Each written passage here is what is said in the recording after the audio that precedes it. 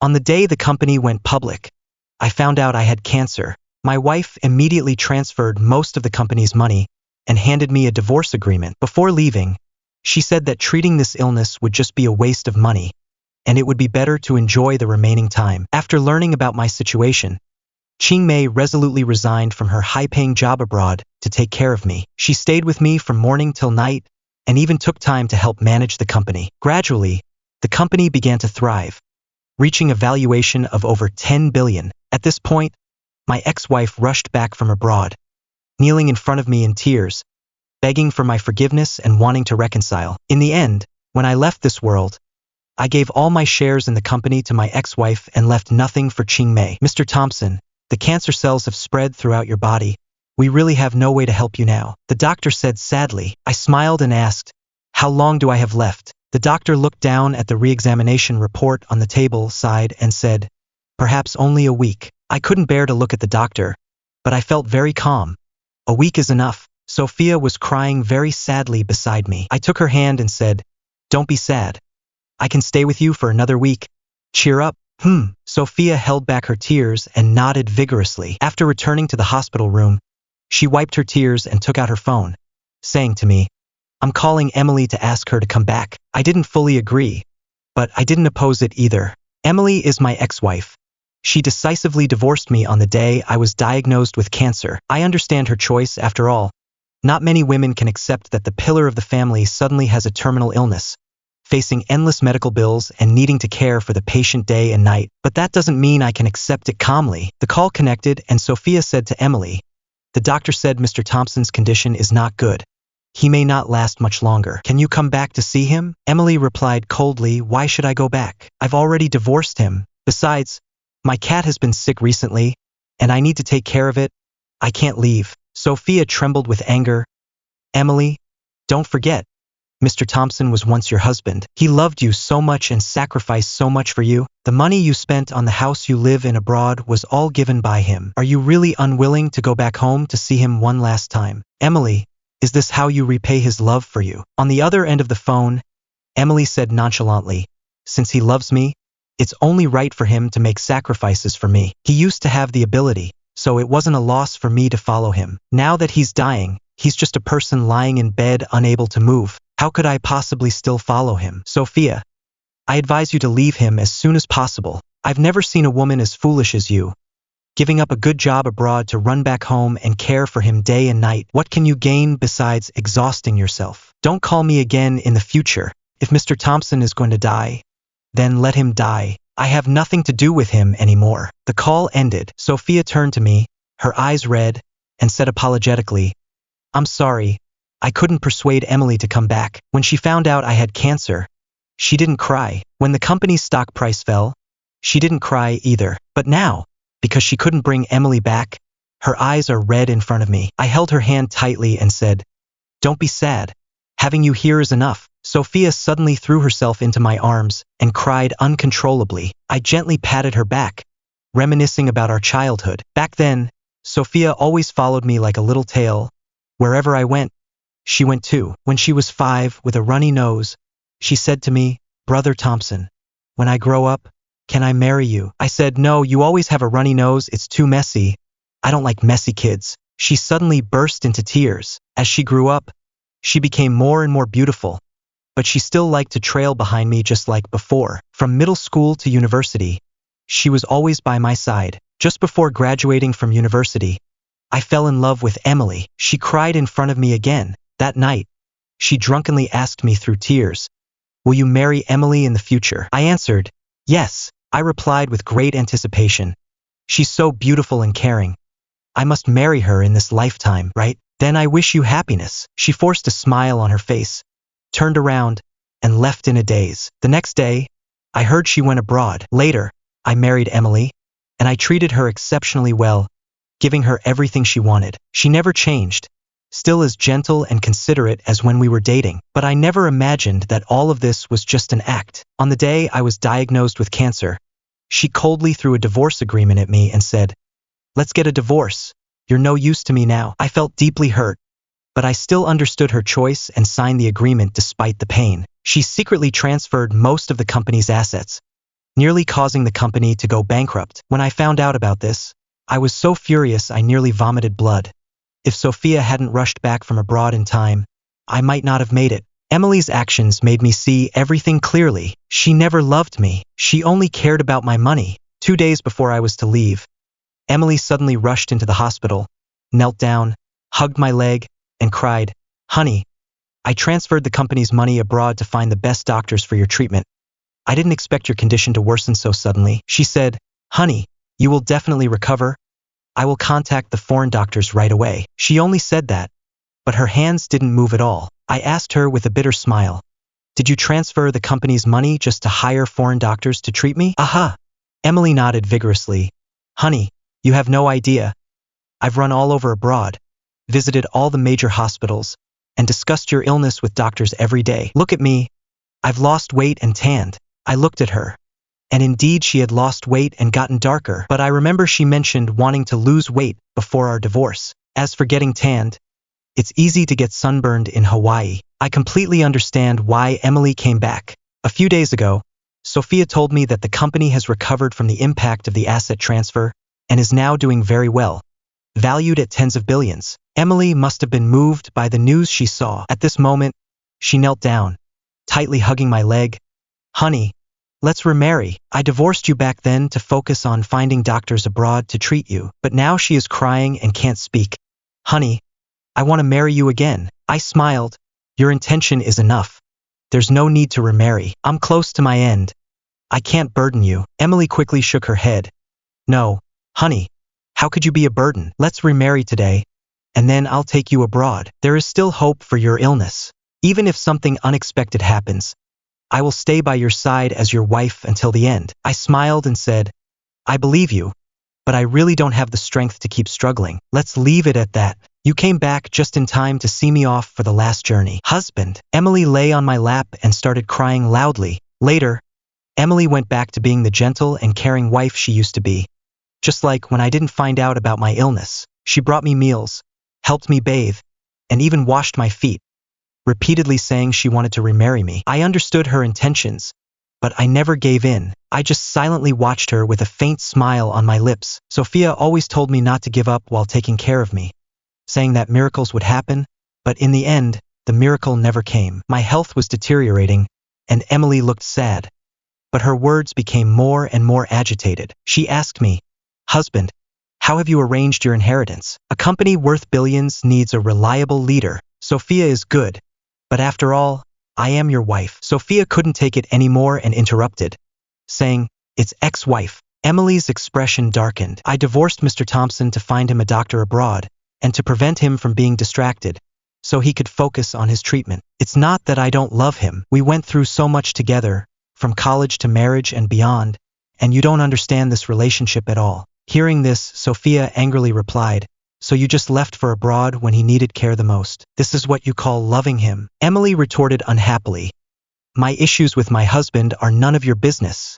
Outsider, don't think I don't know your intentions. You claim to care for Mr. Thompson, but you actually want to get your hands on his company, right? Otherwise, why were you always abroad before? How come when Mr. Thompson got sick, you rushed back?" Emily became more agitated, coldly laughing. "I've seen many women like you. Let me tell you, as long as I'm here, you can forget about getting a penny of Mr. Thompson's inheritance." Sophia was trembling with anger. "Stop arguing. I have plans for how to divide the inheritance," I said weakly while lying in bed. Emily quickly held my hand. "I'm sorry, honey. Please don't be angry. I shouldn't have argued with Sophia in front of you. But I just can't accept seeing the company you worked so hard for fall into the hands of an outsider." After saying that, she turned to Sophia coldly and said, "What are you still doing here? Didn't you see how upset Mr. Thompson is? Hurry up and leave. Don't cause any more trouble here." Sophia's eyes were red as she angrily turned to look at me. Afraid Emily would become suspicious, I kept a cold face towards Sophia. "Hurry up and go, and also call the company lawyer over. I want to make a will." Sophia shuddered, crying as she ran out of the hospital room. Emily wore a smug smile. After the lawyer arrived, I asked Emily to leave first, then told the lawyer the contents of my will. Worried he hadn't heard clearly, I repeated it several times. The lawyer looked at me in surprise and said, "Mr. Thompson, Are you sure you want to arrange it this way? I had no expression on my face and said, let it be this way. Since Emily wants the company, then let her have it. In the end, I picked up my phone and used all my strength to send a message to Sophia. I'm sorry I couldn't be with you in this life. I will love you well in the next life. 10 minutes later, Sophia burst into the hospital room and threw herself onto me, crying loudly. My soul floats in midair, able to see her clearly, yet I can't touch her at all. After a while, Emily hurried into the hospital room. She glanced at my body and immediately turned to the lawyer, asking how the will was written, who inherits the property. The lawyer calmly replied that according to Mr. Thompson's will, all shares of the company are inherited by Miss Emily. Ha ha! Emily immediately laughed and proudly said to Sophia, did you hear that? The company is mine. What can you do by rushing back from abroad? What does it matter if you take care of him and manage the company every day? He has always loved me in his heart, not you. Sophia, oh Sophia, I truly feel sorry for you, giving so much only to end up with nothing. Sophia wiped away her tears, stood up, and coldly looked at Emily, asking, are you done? If you're done, then leave. Go take over your company. Mr. Thompson's biggest mistake in life was falling in love with you. Emily sneered, saying, you can only talk big. Calling Mr. Thompson so affectionately, he doesn't care about you at all. But you're right. I should go take over the company now. Mr. Thompson is no longer with us. It's really unlucky to be in the same room with someone who has passed away. Sophia, trembling with anger, pointed at Emily and said, his remains are left to you. Consider it a keepsake. I'm going to take over the company, which is worth billions. Emily left happily. Sophia turned to look at my remains and sadly said, Mr. Thompson, you clearly knew what kind of person she is. Why did you give her all the shares? Miss Sophia, do you care about her that much? The lawyer took out a document from his bag. This is what Mr. Thompson left for you. After reading it, Sophia was shocked, then suddenly turned and rushed towards my remains, crying once again, Mr. Thompson, I don't want this.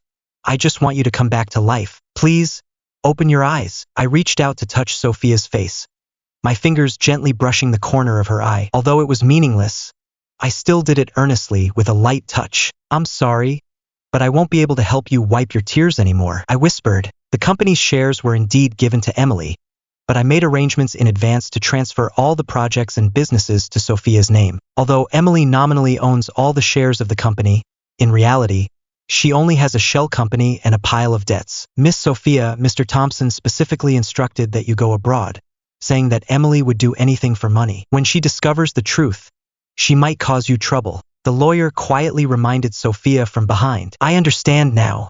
Sophia wiped away her tears, and the sadness and pain in her eyes gradually faded, revealing a determined expression on her face. Mr. Thompson, you don't have to worry. I will protect what you entrusted to me and not let anyone else touch it. That night, Sophia continuously had me cremated. She took my ashes abroad and started a new company using the projects and businesses I left for her during my lifetime. She bought a small charm, put my ashes inside, and kept it with her at all times. Mr. Thompson, this time I will never let you leave me. She gently touched the charm and spoke softly. I wanted to hug her, but I couldn't do it. She loved me so much. Yet I let her down. The company quickly scaled up due to its mature projects and businesses. Sophia has experience managing the company, and with practice, the company has grown stronger under her leadership. A month later, Emily called, angrily saying, how could you secretly play such tricks? Sophia touched the lucky pouch hanging around her neck, which contained my ashes, and smiled slightly. What are you talking about? I don't understand what you're saying. Stop pretending. I'm asking you, how did the company end up like this? Now it's just an empty shell, the projects and business are gone, and all the employees have left. Did you do this? Emily yelled furiously on the phone. Sophia laughed. How would I know? The company shares are all in your hands now. You're the chairman. So you should be asking yourself, right, Mr. Thompson? That annoying guy.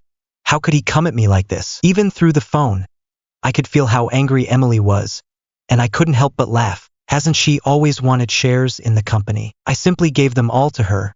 But why is she unhappy now? Shut up. You have no right to mention Mr. Thompson, Sophia said coldly. Why can't I mention him? He is an irresponsible person. Even when he leaves, it doesn't give anyone peace of mind. He left me with a mess and burdened the company with over $1 billion in debt. After being with him for so many years, He actually treated me this way in the end. I really misjudged him. Sophia sneered and retorted.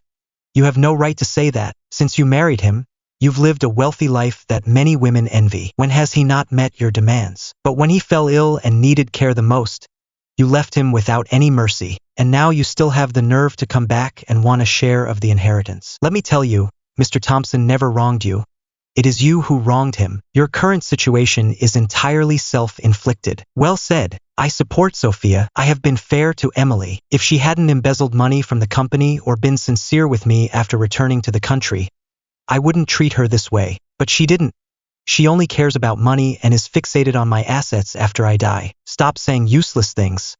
Tell me, how did the company end up owing over $1 billion? What did Mr. Thompson do with that money? Emily shouted loudly on the other end of the phone. Sophia sneered and said, Emily, you really don't understand business at all. Do you really think a company valued at billions would have no debt at all? Let me tell you, the higher the company's valuation, the more debt it tends to have. This company has reached a valuation of billions, yet only owes a few billion, which is the result of my and Mr. Thompson's hard work. If you and Thompson are colluding to set me up, I will definitely take you to court. Emily threatened.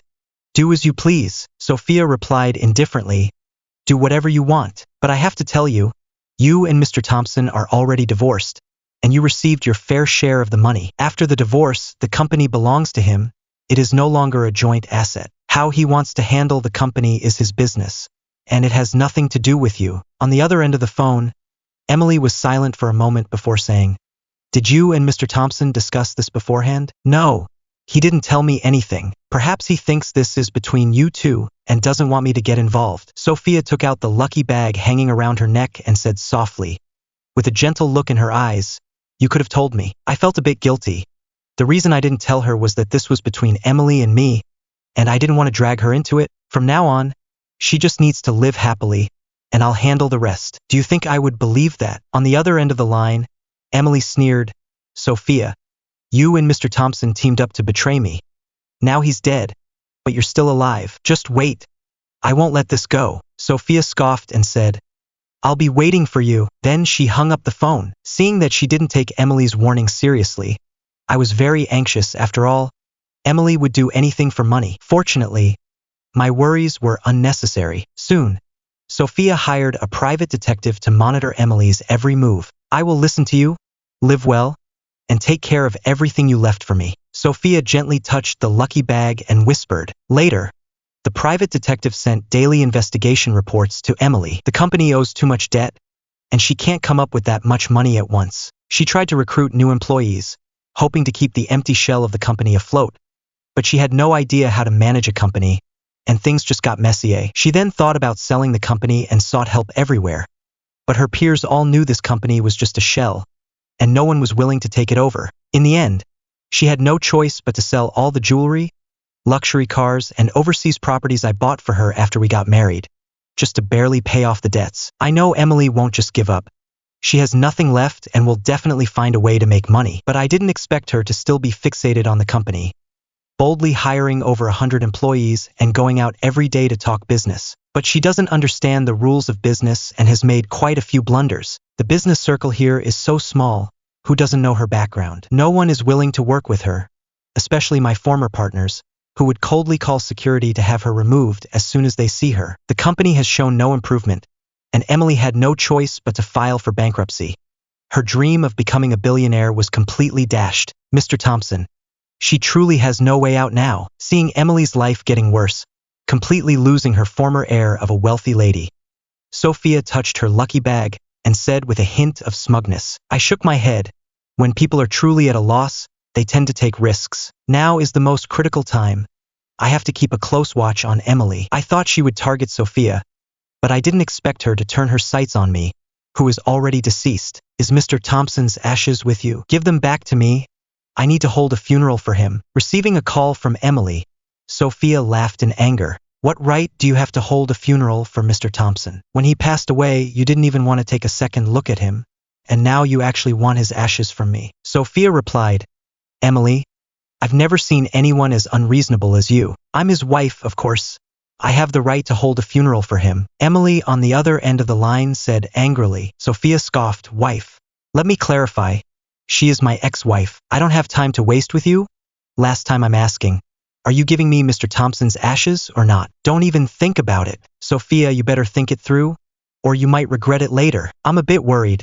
I don't know what kind of tricks Emily will pull. Not long after, a video suddenly surfaced online. Emily cried, saying she was betrayed by her husband and his mistress. I loved him so much, knowing he had cancer. I immediately went abroad to find the best doctor, but he secretly got together with his mistress, and after he passed away, he left all his assets to her, leaving me with just an empty shell of a company and billions in debt. I really don't understand why he treated me this way. After we got married, he never had to worry about anything at home or outside. I've always tried to be a good wife and mother, and I've never done anything to let him down. Even so, I still love him. But while I was busy stabilizing the company, Sophia secretly cremated his body and took away the ashes. I didn't even get the chance to hold a funeral for him. As she said this, Emily cried into the camera, Sophia, I hope you see this video and return his ashes to me soon. I want him to rest in peace. Netizens were deeply moved by Emily's heartfelt plea and began to criticize Sophia online. They even went so far as to attack me, the deceased, saying I deserved it. Sophia was trembling with anger. This is too much. I wasn't really feeling anything. I already knew Emily wouldn't let this go easily. I had anticipated it. I just didn't expect her to use such distasteful tactics. Emily, it's fine if you speak ill of me, but you shouldn't drag Mr. Thompson into this. Sophia's expression was cold as she lightly touched the lucky charm hanging around her neck. Mr. Thompson, just wait and see. I won't let this woman off easily. The next day, Sophia began to take action. She first announced my divorce agreement with Emily, then exposed photos of Emily enjoying herself abroad, and finally released key phone recordings. I really don't want to have anything to do with him anymore. We have been divorced for a long time. He can do whatever he wants, as long as he doesn't disturb me. It's really uncomfortable. The situation took a huge turn. Netizens felt fooled and demanded Emily to explain. Later, Sophia even contacted my business partners and primary doctor, asking them to speak on my behalf. Mr. Thompson is a nice guy, but he is too caught up in emotions. It's obvious Emily is unreliable, and Mr. Thompson was deceived by her hypocritical appearance. Who in the business circle doesn't know that Emily only cares about money? She flatters whoever has it. Mr. Thompson is really confused to have married such a woman. I am Mr. Thompson's primary doctor, and I can assure you that since he was hospitalized, Emily hasn't visited him even once or made a phone call. Her claim of loving Mr. Thompson is complete nonsense. These words spread wildly online, and netizens were furious, feeling deceived. They all criticized Emily online and demanded an explanation from her. Unable to endure the endless online attacks, Emily decided to go all out, directly streaming live and loudly claiming that her actions are what many women would do. She said, "You all criticize me for being cold-hearted, but if it were you, knowing your partner has a terminal illness and won't live long, could you really stay by their side for a lifetime? I know Mr. Thompson is good to me, but I'm still young. I can't just sacrifice my whole life for him." I have to say, she does make a valid point. Many women online have started to support her viewpoint. Marriage is originally meant to improve life, and if your partner is nearing the end, it will definitely affect your life. If it were me, I might choose to separate as well. It may sound a bit cold, but that's the reality. There's nothing wrong with divorce. Women shouldn't be bound by a marriage that's about to end. However, news quickly broke online that Emily not only got divorced but also secretly transferred most of the company's funds before the divorce, nearly causing the company to go bankrupt. Once the company's situation improved, she shamelessly returned to claim her share of the inheritance. This made netizens very upset. It's really hard to watch. I can understand the divorce, but transferring assets and then coming back to fight for inheritance is too disgraceful. I understand everything now. When her husband fell ill, she divorced him without a shred of loyalty, and after he was gone, she came back asking for money. Emily, I'm really curious about what face wash you use. Your skin is so thick. It's right for Mr. Thompson to leave the inheritance to Sophia. She has always stood by him, taking care of him and helping manage the company. Where can you find such a good woman? Netizens are praising Sophia online, saying she is loyal and has brought honor to women. On the contrary, Emily has become the target of criticism, with some heated netizens relentlessly attacking her and even causing trouble at her residence. There are many videos online showing her walking down the street while people throw things at her. The comments section is full of praise, with netizens saying it's justified. I laughed. Emily is completely finished now. Just when I guessed she would hide away in another city to live quietly, news suddenly broke that Emily was arrested for murder. Sophia was shocked and asked the private investigator for details. It turns out that after Emily suffered online attacks, her life became increasingly difficult, with people pointing at her and scolding her wherever she went. People even went to her residence at midnight to cause trouble. She lost control and rushed into the kitchen to grab a knife, resulting in 5 injuries and 1 unfortunate death. The private detective has sent over the video recordings from the scene. I saw that Emily's house was splattered with a lot of colorful paint, and there was a pile of feces in the corner, with flies buzzing around. I don't feel sorry for her at all. People like her have their own faults. Later, the court ruled that Emily was sentenced to death for intentional homicide. On the day the news was received, Sophia gently touched the lucky bag and said to Mr. Thompson, "Let's go back and send her off one last time." In prison, Emily was emotionally agitated, shouting at Sophia, "Are you happy now? You put me in this situation, and you still dare to come see me. It's all because of you and that damned Mr. Thompson. If it weren't for you, how could I be scorned by everyone and resort to murder?" Her eyes were bloodshot as she pounded on the glass, looking as if she wanted to tear Sophia apart. Sophia coldly replied, "No one harmed you. It was all caused by yourself. When Mr. Thompson was ill, no one forced you to divorce him, nor did anyone compel you to transfer the company's assets. When the company improved and became worth billions, no one made you come back shamelessly to claim the inheritance. Now that you've ended up in this situation, you blame me and Mr. Thompson. Emily, you really are stubborn and unrepentant."